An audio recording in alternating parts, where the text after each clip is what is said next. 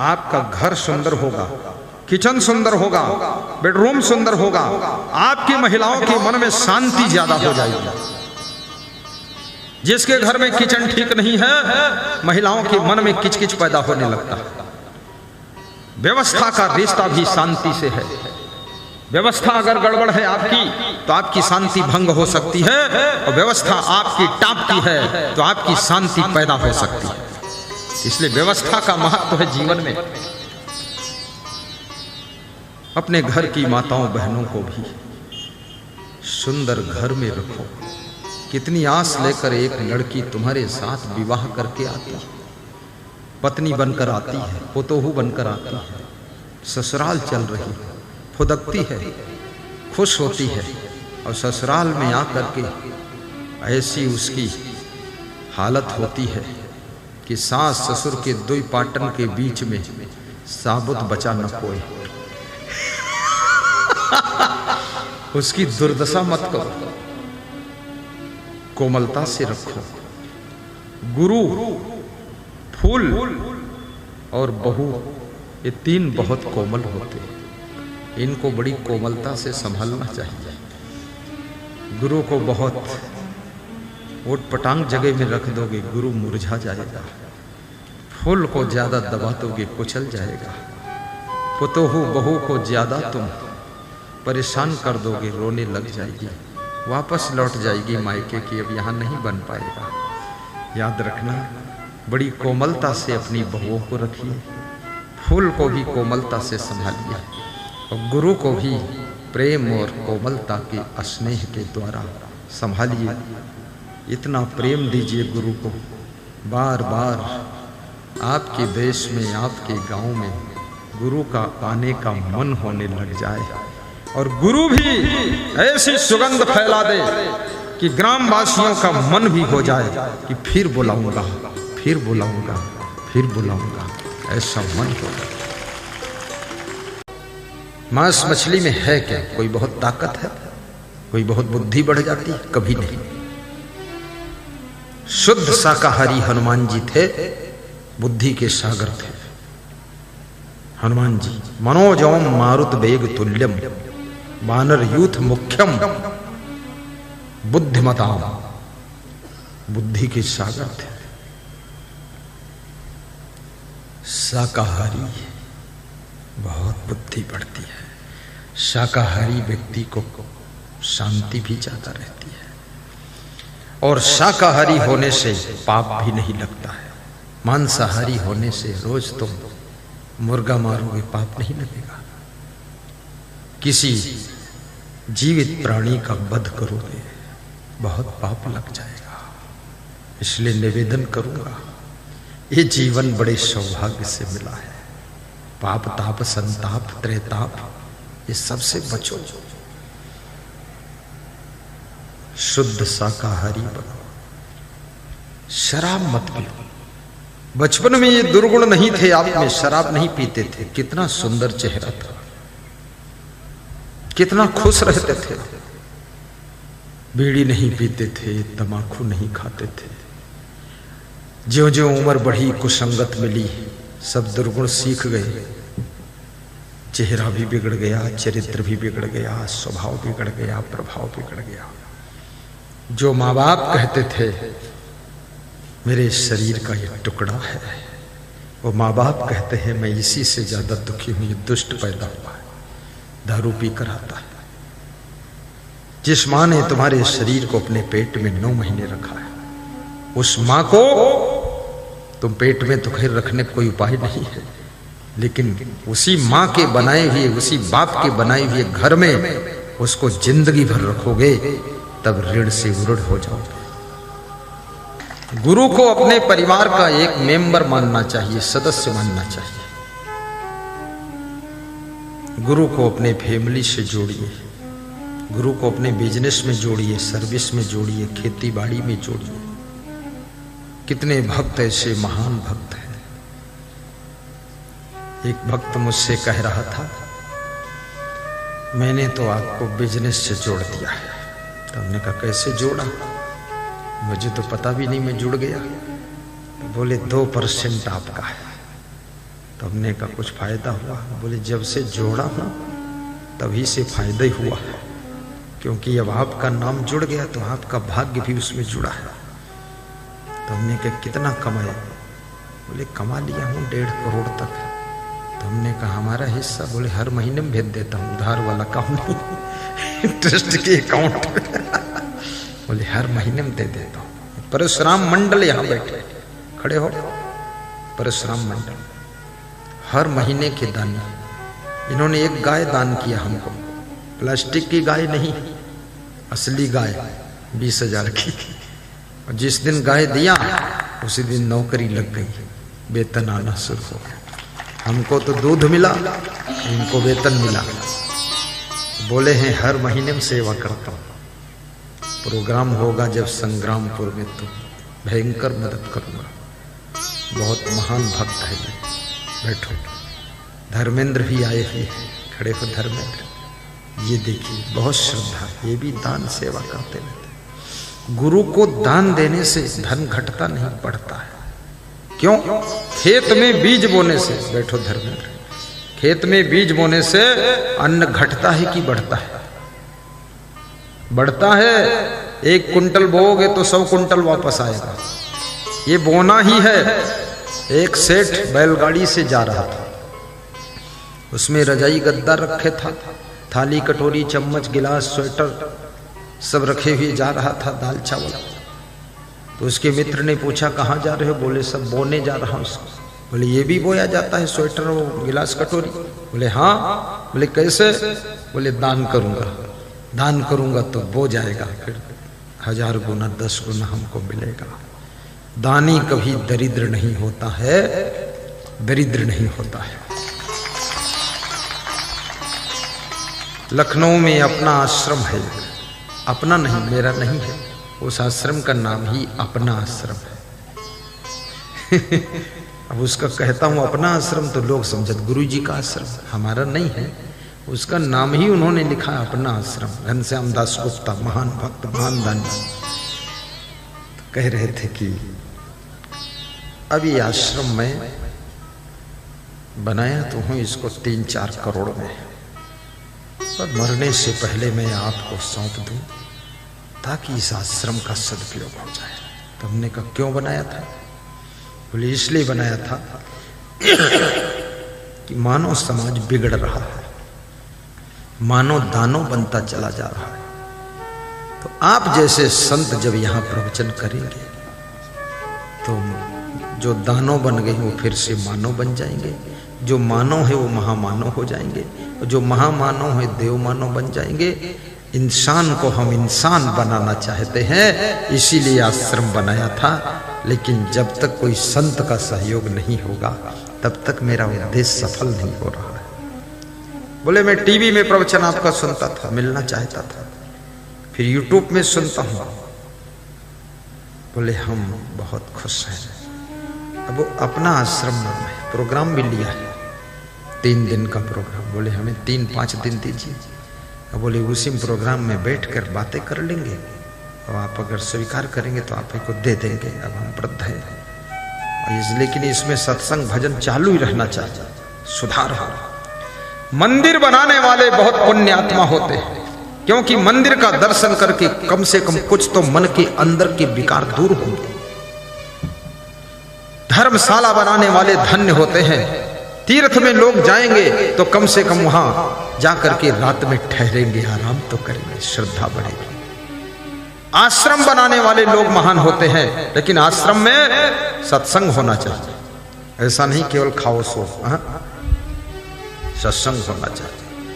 आश्रम में सबको आश्रय मिलना चाहिए, और आश्रम में आहार भी मिलना चाहिए, आश्रम में आनंद भी आना चाहिए। आश्रम को कबाड़ खाना मत बनाइए। जो भी साधु आश्रम में रहते हैं खूब साफ सुथरा रखें, क्लीन रखें, फूल फुलवारी लगा दे। आश्रम को एकदम स्वर्ग बनाकर रखना चाहिए। आपको आश्रम का दर्शन करा देता हूं, मेरे गुरु का आश्रम देखिए आप कैसा दिखेगा। ऐसा आश्रम होना चाहिए। लखीमपुर खीरी उत्तर प्रदेश में मेरे गुरु का आश्रम वो स्क्रीन में दिख रहा है, अभी आ रहा, देखना। टीवी स्क्रीन जो लगा हुआ वहां पड़ोस में, इधर भी लगा, तुमको नहीं दिखेगा, तुम तो आगे बैठे। तुमको तो हम ही दिखेंगे। देखिए आगे आश्रम है, देखिए साफ सफाई, देखिए उसकी शुद्धता, क्या आनंद है, देखने योग्य, रहने योग्य। देखिए देखिए, आहा क्या बात है, स्वर्ग। देखते रहो देखते रहो, ऐसा आनंद कर दिया गया। आपका घर भी गृहस्थ आश्रम है, उसको भी सुंदर बनाइए। भले छोटा हो लेकिन सुंदर हो, साफ सुथरा, कहीं गंदगी और कचरा ना हो। घर में कोई अतिथि आ जाए, आहा खुशी होनी चाहिए, हमारे घर मेहमान आए। जिसके घर में हर हफ्ते में कोई न कोई मेहमान एक दो आते हैं और कुछ नाश्ता करते, कुछ भोजन करते हैं, उस घर में कभी कंगाली नहीं आती है, वो घर हमेशा माला माल रहता है। क्योंकि जो तुम्हारे घर में आकर के रोटी खा लेगा, उसका भाग्य भी तुम्हारे घर में जुड़ेगा। गाय की सेवा भी कर दीजिए, गाय भी आशीर्वाद देती है, बहुत आशीर्वाद। मेरा छत्तीसगढ़ में जो आश्रम है, वहां में गौशाला तो रखा नहीं था, लेकिन बूढ़ी गायें दो चार छोड़ गए लोग, तो हमने कहा चलो अब हम कहाँ छोड़े इनको। बोले आश्रम है तो रखो इसको। महीने बाद लोग 20-25 छोड़ गए, लिंगड़ी पुंगड़ी बूढ़ी डोकरी गाय। तो हमने कहा दूध तो मिलेगा नहीं, ये सेवा, हम तो रहते नहीं वहां हैं, तो इनको कौन देखेगा। तो हमारा एक संत बोला, देवकर दास बोला इनको हम देख लेंगे, द्वारिका दास बोला हम देख लेंगे, राधे श्याम दास बोला, सुखी दास बोला, तिलक दास बोला, सेवक दास बोला हम लोग देख लेंगे गुरुदेव। महेश दास, सुरेश दास, तो सब देखने लगे। धीरे धीरे और छोड़ गए लोग, 150 गाय छोड़ गए, बंदे नहीं किए वहां, जिसकी बुढ़िया हो जाएगा वहीं छोड़ दे। तो हमने जिस दिन से वो गायें आई है, ये सच कहानी है, उस गायों से पहले से वो 10 साल पहले से आश्रम था, कोई विकास नहीं हो पाया। और जिस दिन से गायें आई हैं 3 साल से, 1.5 करोड़ का तो आश्रम बना है वहां, इसी साल तैयार हुआ। देखिए वो आश्रम दिख रहा है, ये आश्रम अभी उद्घाटन करके आया फरवरी में। इतना सुंदर, एक गाय माता का भाग्य, उनका आशीर्वाद मिला हमारे आश्रम। जिस साधु के आश्रम में भक्त का सम्मान नहीं होगा, वो आश्रम भंगार हो जाएगा। और जिस साधु के आश्रम में साधु ठीक से साधना और तपस्या नहीं करेगा, वो आश्रम बिल्कुल नरक हो जाएगा। ठीक से पाठ करिए, पूजा करिए, तपस्या करिए, जिस लिए साधु बने वो काम करिए। और कभी साधु को ये नहीं मानना चाहिए कि मेरा आश्रम है, साधु को मानना चाहिए ये सबका आश्रम है, मेरा भाग्य है जो मैं इसको संभालने की सेवा पाया, ये मानना चाहिए। घमंड लेकर वहां रहते हो तुम साधु बनकर, हे महंत निकलो बाहर यहां से, ये महंती है। महंत का मतलब होता है महानता होनी चाहिए आप। ये अभिमान, दूसरों पर रोब लगाते हो कि मेरा है मेरा है, अरे छोड़, वहां तो छिपकली भी नहीं रहेगी ज्यादा मेरा मेरा चिल्लाएगा, एक कुतिया भी नहीं बैठेगी आकर। सभी का है, आइए सब रहिए। क्या अभिमान करना है, ये तो सौभाग्य है जो आश्रम संभालने की जिम्मेदारी मिली है। सौभाग्य है जो अपना घर संभालने की जिम्मेदारी तुमको मिली। सासू को भी अहंकार नहीं करना चाहिए, पुतोहू से ये नहीं बोलना चाहिए निकल बाहर मेरा घर है। अरे क्या बात है, वो तो बाहर निकल जाएगी और तू मर जाएगी 2-4 साल में, तो ये घर में रहेगा कौन? ये बोलो ना, बेदिमाग की बात करती हो। बिना पुतोहू के वंश कैसे चलेगा, नाती पोते कहां से आएंगे? ये सब सृष्टि खत्म करना है। घमंड भरी बात बोलती सासू, मत बोलना ऐसी बात। और बहू को भी नहीं बोलना चाहिए मेरा घर है, बहू को कहना चाहिए मेरे सास ससुर का घर है, मैं तो रहती हूं, बड़ी कृपा करके मुझे रहने की जगह दिया है। यही उपकार मानना चाहिए। कितनी बहुएं ऐसी भी खतरनाक आती हैं टम्बम बनकर कि सास ससुर को ढकेल के बाहर कर देती है। ये तरीका गलत है। बहू को भी सोचना चाहिए, अरे हम भी इसी प्रेम से रहेंगे, क्या मेरा है क्या तेरा है। सास ससुर का ऋण तुम चुका नहीं सकती हो बेटी, और एक दिन तुम भी सास ससुर बनोगी, एक दिन तुम भी माँ बनोगी, एक दिन तुम भी बुआ जी बनोगी, एक दिन फुआ जी बनोगी, एक दिन तुम मालपुआ भी बन जाओगी। फुआ बुआ मालपुआ रसपुआ सब पुआ बुआ बनती। ये कौन है जो सासू नहीं बनेगी लड़की? पहले बेटी बनोगी, किसी की बहन बनोगी, फिर किसी की पत्नी बनोगी, फिर किसी की माँ बनोगी, और फिर सासू भी बनोगी, बुआ भी बनोगी। सारे रिश्ते तुमसे जुड़ेंगे। तो किसी की बुआ बनो तो बुआ का रोल भी सही दिखाओ, पत्नी बनो टाप की पत्नी बनो, खाली पड़ी पड़ी सो रही हो, ये किस मॉडल की पत्नी हो? मेहनत करो। और बहन बनो, बहन का मतलब क्या होता है? बहन का वहन मतलब होता है, वहन का मतलब होता है सब भार को अपने ऊपर वहन करे, वो बहन होती है। पतोहू बनो, पूरे घर के लोगों का पता रखो, कौन दुखी है कौन सुखी है, उसको पतोहू कहते हैं। और ये इस मॉडल की पतोहू, इनका कुछ पता ही नहीं, सासू अपना परेशान। सासू बनो लेकिन दूसरों को सांस लेना बंद मत करो, जीने दो, उनकी भी सांस चलने दो। ऐसी खतरनाक सासू क्या है अपना। और बहू जो आई है पतोहू बन करके, उसका भाग्य भी तुम्हारे घर में आया। ये मत सोचना कि ये बहू ये पतोहू हमारे घर का खा रही, यहां ले रही। अरे इसको प्रवेश होने दो, इसको बहू को आने दो, इसके पैर यहां पड़ने दो। ये बहू नहीं है, ये नारी नहीं है, ये लक्ष्मी है, रंभा है, अंबा है, जगदम्बा है, ये नारायणी है, तुम्हारे घर का उद्धार करने आई है। भावनाएं सही करो। कोई शिष्य गुरु के आश्रम पर आया है, गुरु का कुछ नहीं लेता है, फालतू बात। शिष्य का भाग्य भी आया। मैं देखता हूं ये मेरे साथ इतने शिष्य आए, सब देखो ना, इनका एक ही उम्र, एक ही कंपनी, ऐसे एक ही मॉडल, बड़े खुश रहते। इनका नींद खूब आवत है, क्योंकि जब जीव सुखी होते तो नींद आती है, कोई दुख हो तो नींद ही नहीं, रात भर खुदर बुदर करो, नींद आती है, भूख खूब लगती है। एक साधु मुझसे कह रहा था, पदयात्रा परिक्रमा जाता हूँ, बहुत भूख लग जाती गुरुदेव। तो हमने कहा भूख के लिए ही तो ले जाता हूँ। बोले फिर नींद बहुत लगती है। हमने कहा उसी लिए तो ले जाता हूँ, 4-5 किलोमीटर पैदल चला देता हूँ, मैं भी चलता हूँ। खूब भूख लग गई और खूब नींद लगती है, और जिसको भूख खूब लगेगी और नींद खूब आएगी, उसकी बीमारी रही नहीं जाएगी, फिर तो डॉक्टर को बीमारी आएगी, उसको नहीं आएगी। सुखी हो गया। ज्यादातर लोगों को न भूख लगती न नींद लगती, बीमारी तो वहीं से स्टार्ट हुई। भूख खूब लगनी चाहिए आपके शरीर में। कोई शिष्य गुरु का कुछ नहीं लेता है, उसका प्रारब्ध, उसका भाग्य, उसके कर्म, उसकी श्रद्धा से वहां डेवलप होता है। मैं जब आश्रम पर, मेरा ऐसा भाग्य नहीं था प्रबल कुछ, हम तो पैदल चलते थे, पैदल 20 किलोमीटर डेली। हमारा गुरु भी चलता था, हम भी साथ थे। गुरु चला ठेलम ठेला, चलो लादो झोला, तो चले जाते थे। ऐसा हम चले हैं सन 1987 से लेकर के 1994 तक, 8 साल पैदल ही चले।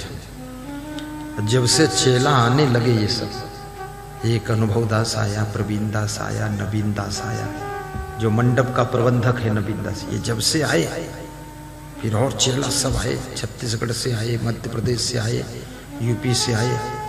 बस वही दिन से फिर हमको गाड़ी मिली, एक मिनी बस, वही जो लोहड़ बड़ैया रखते हैं, लोहा लंगड़ पीटा करके भी रखते हैं, वही मिली। लेकिन भूखे आदमी खिचड़ी मिल जाए बहुत खुश होते, तो जो पैदल चल रहे तो वह ठीक है,